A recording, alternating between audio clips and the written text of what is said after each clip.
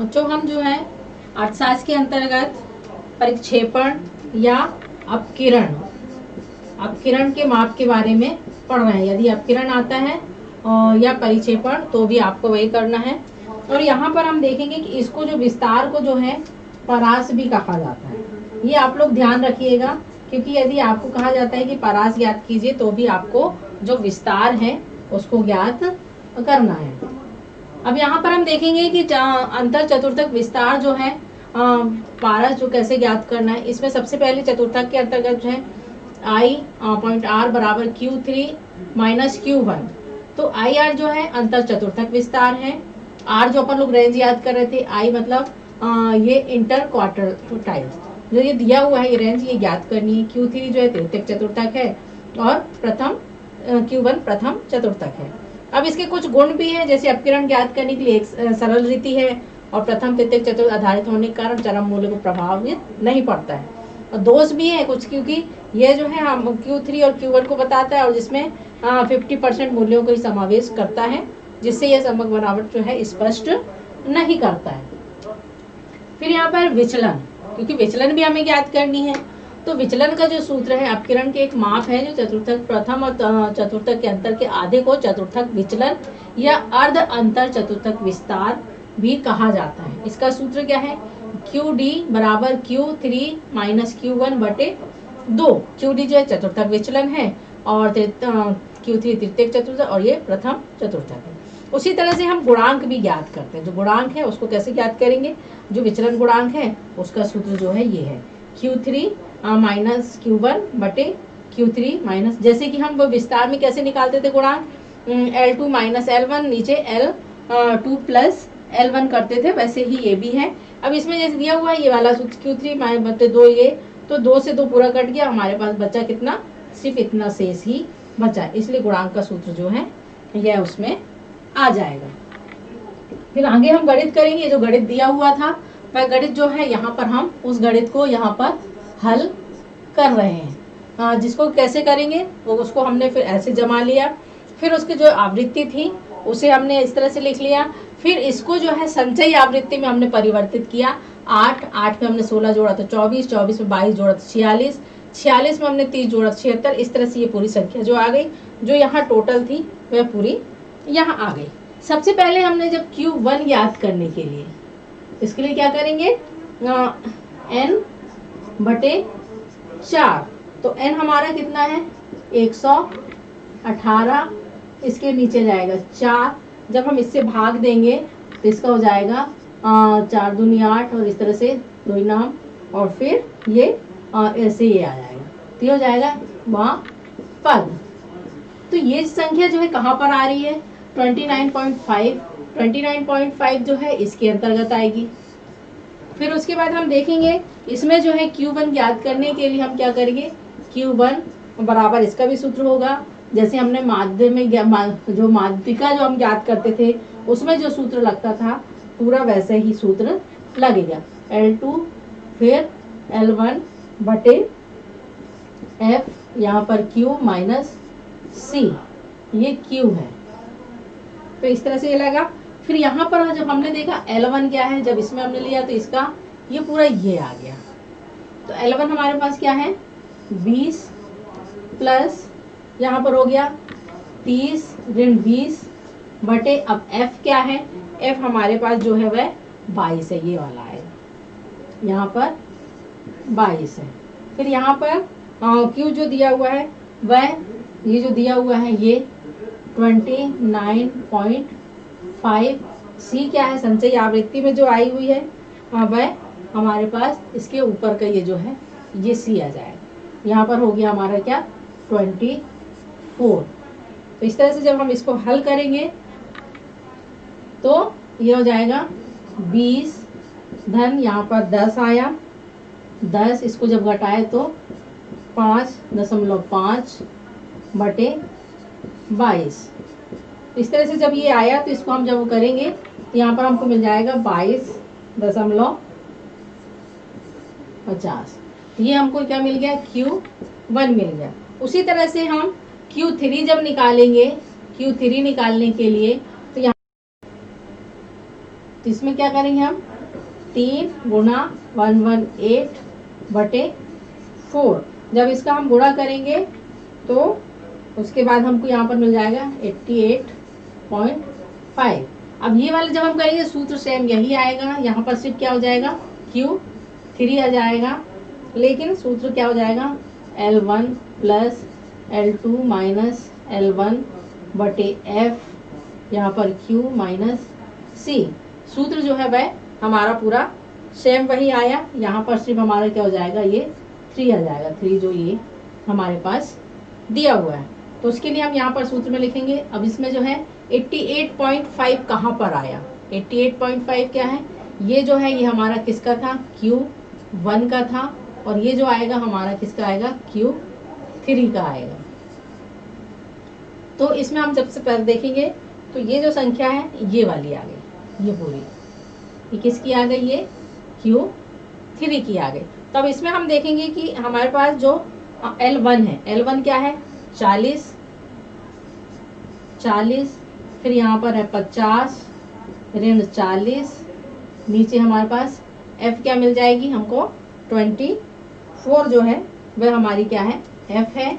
इस तरह से हमने Q3 हमारा क्या है 88.5। C कौन सा आ जाएगा, ये वाला आ जाएगा C, तो यहाँ पर हो जाएगा -76। इस तरह से जब हम करेंगे तो हमको मिल जाएगा 40 धन 10 गुणा, क्योंकि यहाँ जब हम घटाएंगे तो हमको 12.5 ये मिल जाएगा, फिर इसके नीचे क्या आ जाएगा 24। इस तरह से जब हम इसको हल करते जाएंगे तो ये हमारी संख्याएं जो है क्या है हल होती चली जाएंगी। अब यहाँ पर हमको Q3 कितना मिल जाएगा 45। जब हम काटेंगे ये पूरा, जब कटिंग हो जाएगा तो उसके बाद हमको मिल जाएगा 45.25। अब यहाँ पर हम जो विस्तार ज्ञात करनी है, तो विस्तार के लिए क्या है, विस्तार के लिए जो है Q3 माइनस Q1। तो इसमें हमारा Q3 क्या है 45.25 माइनस Q1 का कितना है ये 22.50। इस तरह से हमको मिल जाएगा 22.71। ये जो है ये हमें विस्तार प्राप्त हो जाएगा। इसके बाद हम देखेंगे यहाँ पर विचलन। विचलन के लिए भी सूत्र है जिसमें क्या है Q3 माइनस Q1/2। तो इस तरह से हमारे पास Q3 कितना है 45.25 माइनस 22.50 बटे इसके हो जाएगा 2। जब इसको घटा के और जब काटेंगे तो हमको संख्या जो मिल जाएगी वह 11.35। इस तरह से ये क्या है, ये गणित को पूरा हल करना है। यहाँ पर ये सूत्र है n/4। n/4 जो हमने पहले आप लोग को पिछली कक्षा में भी हमने बताया था कि चतुर्थक जो है कैसे ज्ञात करते हैं। आप लोग इसको बार बार देखेंगे और रिपीट करेंगे, उसको करेंगे तो ये सारी गणित जो है आपको आसानी से समझ में आ जाएगा। फिर इसके बाद देखेंगे कि जो हमारे पास जो अखंडित श्रेणी है उसमें हम कैसे चतुर्थक विचलन और चतुर्थक गुणांक ज्ञात करते हैं। सबसे पहले हमारे पास ये क्वेश्चन दिया हुआ है। क्वेश्चन को हमने क्या किया, इसको जो है बढ़ते क्रम में इसको हमने बना लिया। तो सबसे पहले हम क्या करेंगे, जो सूत्र है उसको याद करने के लिए हम क्या करेंगे, तो उसको हमने उस श्रेणी में जमा लिया। उसके बाद यहाँ पर Q1 जब हम ज्ञात करेंगे तो उसके लिए हमने सूत्र क्या लिखा था n+1। हमने व्यक्तिगत श्रेणी और खंडित श्रेणी में हमने आपको बताया था कि उसमें हमको क्या करना है। तो इस तरह से ये वहाँ पर तो हमारे पास n क्या है 9 है और ये धन 1/4। तो इस तरह से क्या हो जाएगा हमारा 10/4। तो इस तरह से क्या हो जाएगा 2.5 पद। तो इसमें अब 2.5 आया, तो 2.5 आया है तो हम इसके कैसे करेंगे। तो इसमें द्वितीय और तृतीय जो होंगे, द्वितीय पद और प्लस तृतीय 7, 8, 9 ये दिया हुआ है, तो हमारा दूसरा पद ये है और तीसरा पद ये है। इस तरह से हम क्या करेंगे, दूसरा पद क्या हुआ हमारा 47 हुआ और तीसरा पद जो हुआ 52 हुआ, तो इसके बटे 2 हो गया। जब हम इसको क्या करेंगे, इसको जोड़ के और जब भाग देंगे तो उसमें हमको मिल जाएगा 49.5, क्योंकि ये दोनों को हम जोड़ेंगे और उसके बाद फिर 2 से हम क्या कर देंगे, भाग दे देंगे। फिर उसी तरह से Q3 जब ज्ञात करेंगे तो उसमें हमने क्या किया था 3n + 1/4, तो यहाँ पर भी जब हम सूत्र लिखेंगे उसमें क्या हो जाएगा 3 यहाँ आ जाएगा, फिर 9 + 1/4, तो यहाँ पर 3 × 10/4, फिर यहाँ पर हमको क्या मिल जाएगा 30/4। जब हम इसको भाग देंगे तो यहाँ पर भी 7.5 आया, तो 7.5वां पद। तो यहाँ पर 7.5वां पद जब आया है तो 7वां कौन सा हुआ, 1 2 3 4 5 6, तो यहाँ पर 7 और ये 8, यहाँ पर क्या होगा 7वां पद प्लस 8वां पद बटे 2। तो इसके लिए हम क्या करेंगे, 7वां पद जो है हमारे पास क्या है 75 और 8वां पद जो है 83, इसके बटे हम कर देंगे 2। जब इसको हम टोटल करेंगे तो कितना आ जाएगा 79।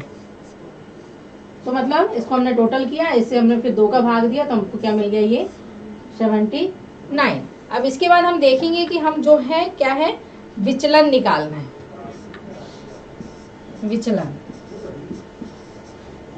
विचलन का जो सूत्र है हमारे पास क्या है Q3 - Q1/2, इसमें हमारा जो है 79, फिर माइनस जो होगा ये हमारा Q1 है और ये जो है क्या है Q3। तो इस तरह से हम क्या करेंगे, ये जो हमको मालूम है उसको हम घटा देंगे। तो सबसे पहले हमने ये किया, फिर यहाँ पर हमारे पास क्या है 49.5 बटे ये हो गया 2। जब इसको हमने घटाया तो यहाँ पर आ गया 29.5 बटे 2, और उसको जब हमने भाग दिया हमारे पास आ गया 14.75। ये हमारा क्या निकल आया, विचलन निकल आया। फिर हम नीचे देखेंगे गुणांक। ये गुणांक जो है हमने पिछले उसमें किया था, उसमें भी हम ज्ञात कर सकते हैं। इसमें हमने क्या किया था Q3 - Q1/Q3 + Q1, जिस तरह से हमने उसमें विस्तार निकाला था, गुणांक किया था पहले, विस्तार कर रहे थे तब, बिल्कुल सेम वैसे ही करनी है। तो यहाँ पर हो जाएगा 79 - 49.5 बटे 79, यहाँ पर प्लस हो जाएगा, एक बार घटाना है और एक बार जोड़ना है। जब हम ऐसा करेंगे तो हमारे पास यहाँ पर आ जाएगा 29.5 बटे 128.5। जब इससे हम भाग दे देंगे तो हमारे पास आ जाएगा 0.229। हमने देखा था कि जब हम गुणांक ज्ञात करते हैं या तो 1 आता है या फिर उससे कम आता है। इस तरह से हम क्या करेंगे, इसको हल करेंगे।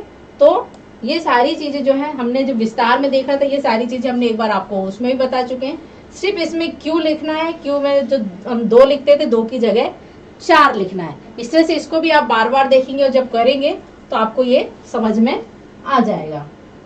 फिर इसके बाद हमने यहाँ पर आप लोग को गृह कार्य दिया हुआ है, ये आप लोगों को करना है और कोशिश ये करनी है कि विस्तार भी ज्ञात करें, साथ साथ उसमें गुणांक भी ज्ञात करें। तो जिससे होगा कि आप क्या करेंगे, ये जो सारे क्वेश्चन हैं ये आप लोगों को कॉपी में हल करने हैं।